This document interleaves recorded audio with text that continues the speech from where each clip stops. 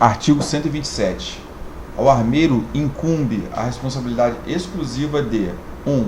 Controlar e registrar a distribuição e a devolução das armas por todos os militares, sem exceção, inclusive nos dias e horários sem expediente.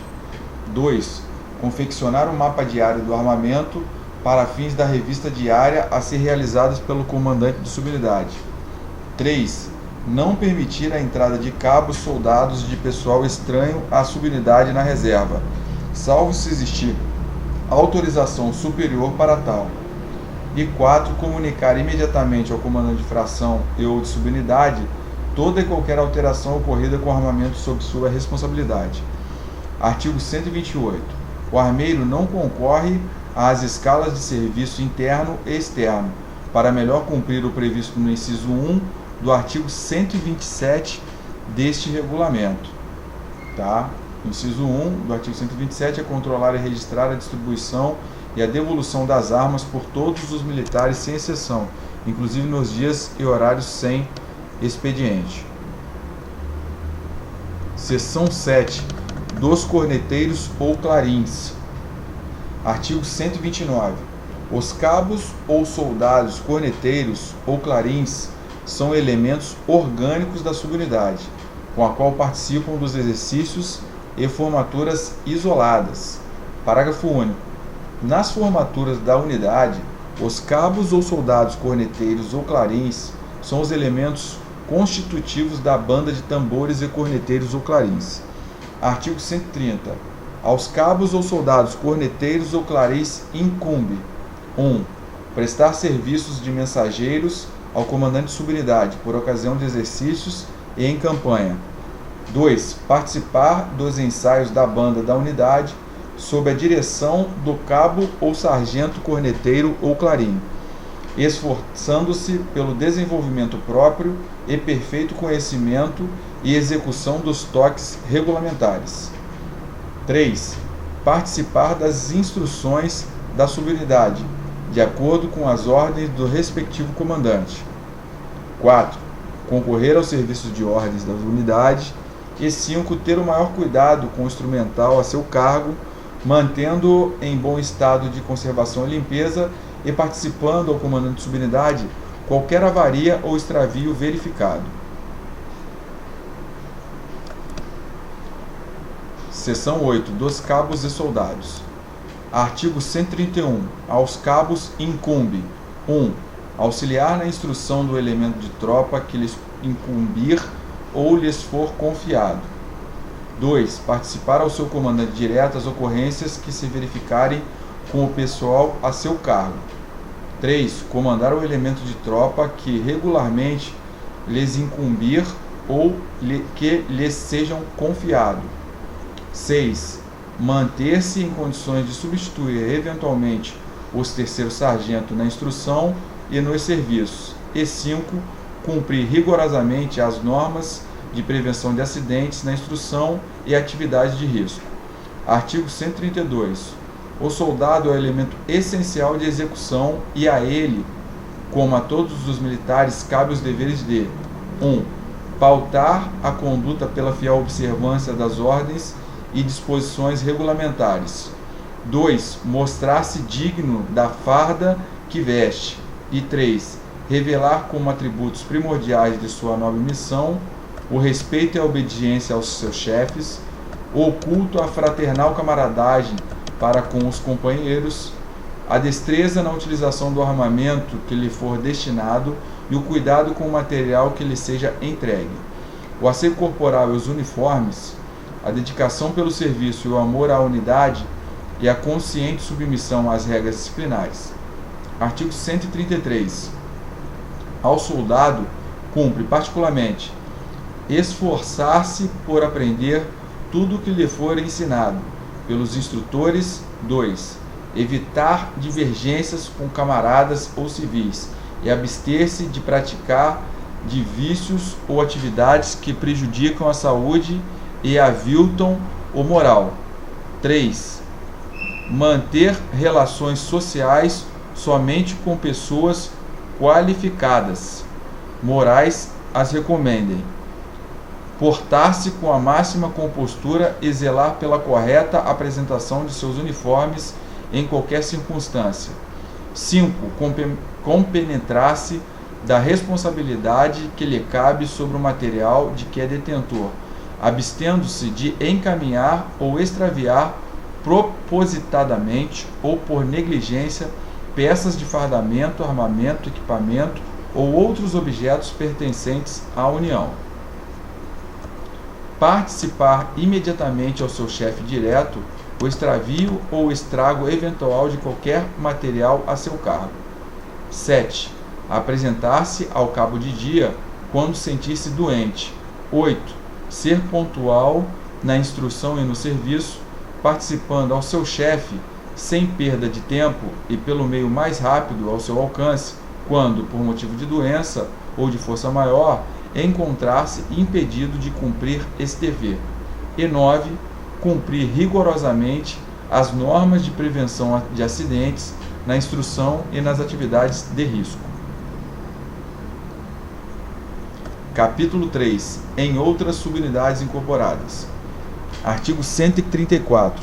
As subunidades de serviço, subunidade de comando de serviço e subunidade de comando e apoio são elementos de administração, disciplina e instrução de todo o pessoal auxiliar das repartições internas da unidade, que não pertençam a outras subunidades orgânicas. Artigo 135. As atribuições e os deveres inerentes ao comando e aos auxiliares diretos do comando e da administração dessas subunidades são idênticos aos dos seus correspondentes nas demais subunidades incorporadas.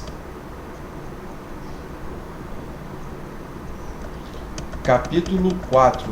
Nas bases administrativas. Artigo 136.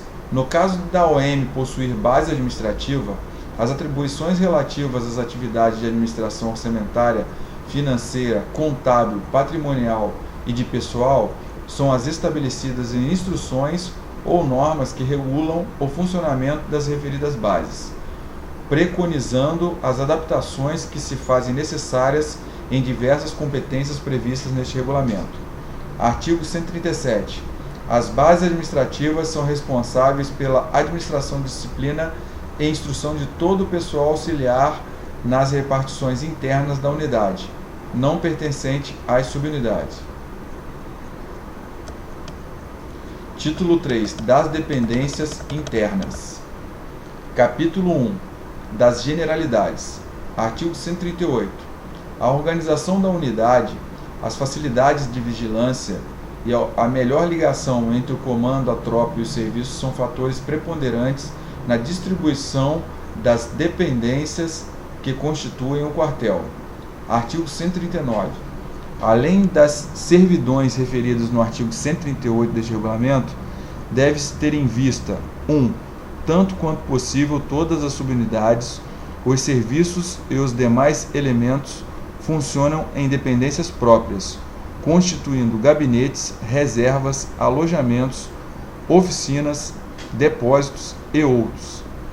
2. Em princípio, os oficiais exercem suas atividades em gabinetes, e os comandantes de pelotão e seção, os subtenentes e sargentos nas reservas de suas respectivas frações de tropa.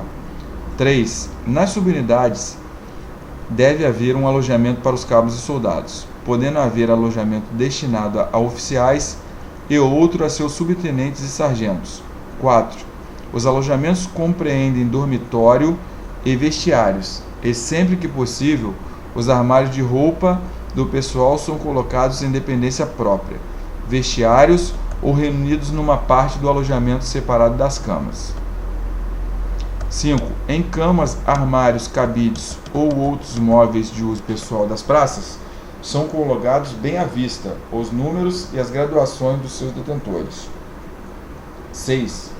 Nas entradas das diversas dependências são colocadas placas indicativas. 7. Em cada alojamento, sala de trabalho ou dependência deve haver, em lugar bem visível, um quadro com a relação do material carga em uso. 8. Em todas as repartições da unidade e nas subunidades são afixados quadro com resumo das ordens internas em vigor, que particularmente lhes interessarem. 9. Nas dependências do quartel, somente devem ser afixados cartazes de exaltação cívica, de instrução, de motivos militares ou de significado histórico.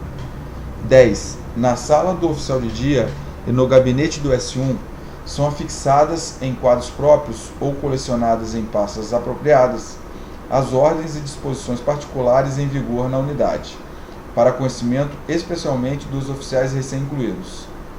11. As dependências são mantidas em completo estado de asseio e higiene. 12.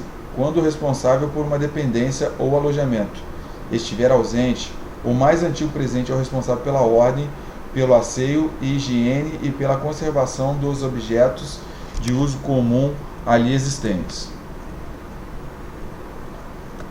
13. Todos devem dispensar constantes cuidados no sentido de evitar riscos de incêndio. E 14. Pelo BI é designado o relógio que marcará a hora certa da unidade, ficando a exatidão das horas sob a responsabilidade do S1.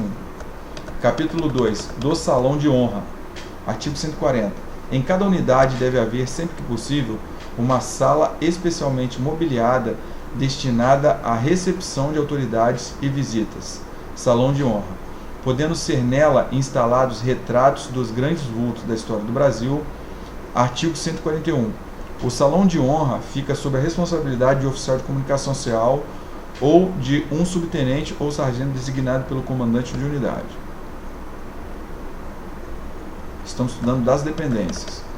Capítulo 3. Das salas de instrução.